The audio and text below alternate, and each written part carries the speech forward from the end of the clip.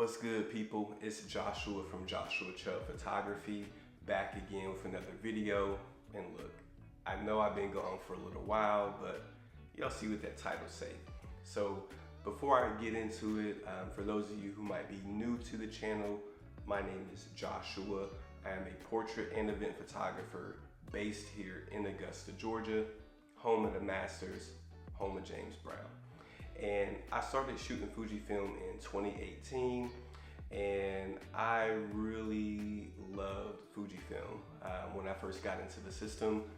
Prior to me shooting Fujifilm, I was shooting Sony, but Fujifilm, just like the colors, I don't know, the tactile feeling of the dials, the whole experience really did it for me back then.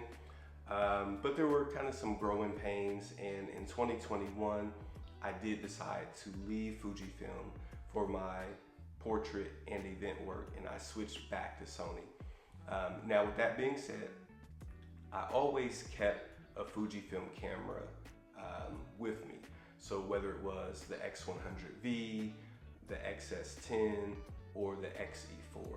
So during this time in 2021, up until now, obviously, I've always had at least one Fujifilm camera that I would still take with me to my portrait shoots, just because like the Fujifilm simulations, and I am a fan of the Fuji colors more than the Sony, so I would kind of almost treat it like a film camera, like, hey, I'm just gonna do a couple shots here on this little Fujifilm camera. And it's always kind of been fun, but as of late, I've been wanting to, I've had that itch to kind of get back into Fuji. And so what my plan was, and what I actually tried to do, and I made a video about it, but you guys aren't going to see it, I axed the video. But I bought the GFX 50S2, which is my dream camera. And the funny thing about it is it's my dream camera, but it's not the dream system for me. I bought it with the kit lens. I bought the Midicon 80mm 1.6. I couldn't find the used Midicon 65mm 1.4 for a decent price. And I also had bought a adapter, and I had like a Minolta 45mm f2, which is like a 35mm full frame equivalent. And it just kind of occurred to me that yes, the camera is my dream camera, but I don't always want to, and I had to buy it to figure this out, but I don't always want to shoot manual focus. And the reason why some people like shooting on film is because they say, hey, the process slows them down, they can be more intentional and things like that. But I set up a shoot with a model, so this wasn't a paid shoot, no pressure of me to, get everything right. And it just slowed me down too much to only use manual focus. And I don't want to invest in the GFX glass. It's just too expensive. It's just too expensive for me to really want to invest in it, to only use it for portraits. It's probably overkill for what I do. And I've used, the 45mm 2.8, the 63mm 2.8, great glass, but I want those ultra fast lenses, like the 1.4s, the 1.6s, the 1.7s. And Fuji, they have the 55 1.7, the 80mm 1.7, the 110 f2. It's like $6 grand, what I just named off. And so just a little bit too much. So I decided to go a different route when coming back to Fuji. And the camera that I decided to get, not necessarily my dream camera, but it is my favorite camera of all time. So I'm just kind of going to run through what my kit looks like. And let me be clear, I am partially switching back. So for events, I still have my Sony camera, the A7 IV, which is recording this video. So I'm still going to use Sony for events. I'm still going to use it for weddings, of course. But for portraits, I do kind of have a full kit here of Fujifilm gear. So we'll run through it. And if you guys have any questions about any of the gear, if you want to see any videos on any of the items that I'm going to mention, drop it down in the comments, and then I'll get to work. So the camera, my favorite camera of all time, you've seen the review of it on this channel. I think all time it's like my second highest video, but it is the Fujifilm X-T3, and man, this was it's my favorite camera of all time. I mean, obviously I've used the GFX, I've used Canon cameras, Nikon cameras, obviously other Fujifilm cameras, and this is my favorite camera, man. I love the top dials here, everything just kind of right at your fingertips. I know some people, they prefer using, the front dial, rear dial, but I love using the top dials. 3-way tilt screen, my favorite screen. Obviously, now I haven't used the Sony A7R5. It has like the super transforming screen, so you still get like the tilt this way, but then you can still see yourself. But for me, this is purely a photography camera, so I don't really need to see myself on this camera.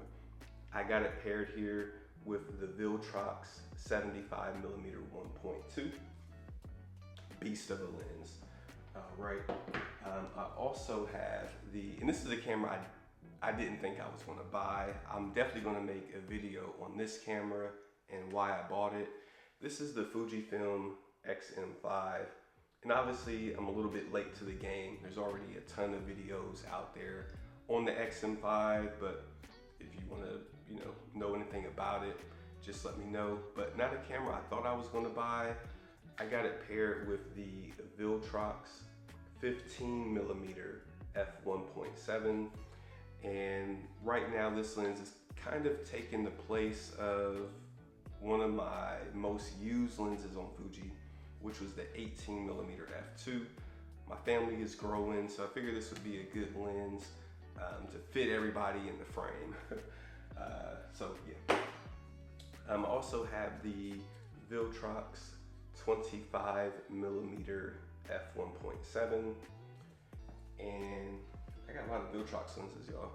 We got the Viltrox chip lens. This is the 28mm f4.5. I really wish, because obviously this came out on like full frame first for like Sony.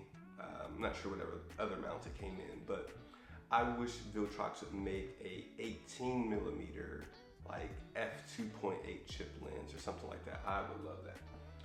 Let's see, we also have the TT Artisan 25mm f2. This is a very cheap manual focus lens, native to the X mount. You can get it in other mounts as well. This is my favorite cheap lens of all time. It's like 60 bucks.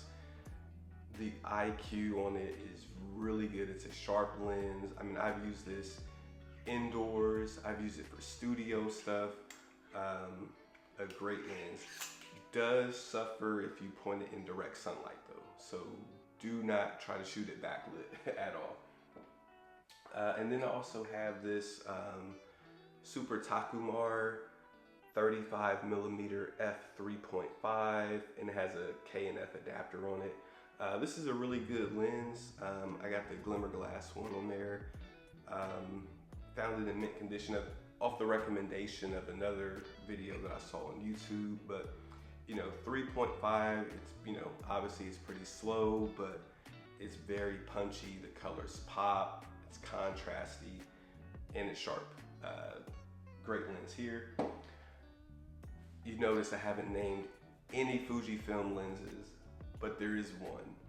And if you've seen any of my other videos, I told you guys that as long as I have a Fujifilm camera, I'm going to have this lens. So you probably guessed it, the OG 35mm f1.4, and this is by far my favorite lens on Fujifilm of all time. favorite lens. I know they got the 33mm. I know it has better autofocus. I don't care. This is the one for me. So if you're going to be on the system, this is the lens that you're going to have, or that you should have in your kit. So that's it. That's it. So got a full Fujifilm kit back for portraits. I'm excited. I got a shoot coming up. Well, that's not a portrait shoot. That's an event, but I got a portrait shoot coming up. Should be towards the end of the month, though.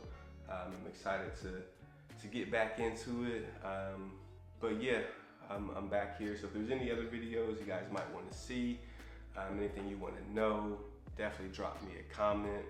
And yeah, see you guys in the next one. Peace.